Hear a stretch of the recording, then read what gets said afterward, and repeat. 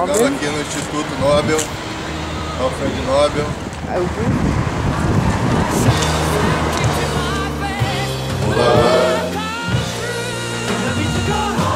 Hello, Brazil.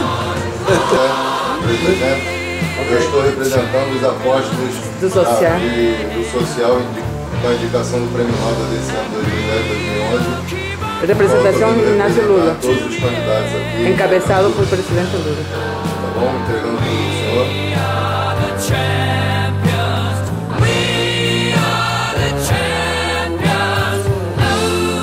Nomeações, os indicados que ganharam.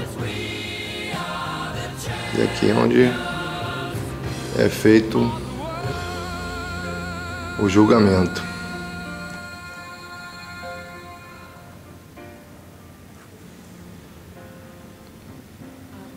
Sala dos ganhadores.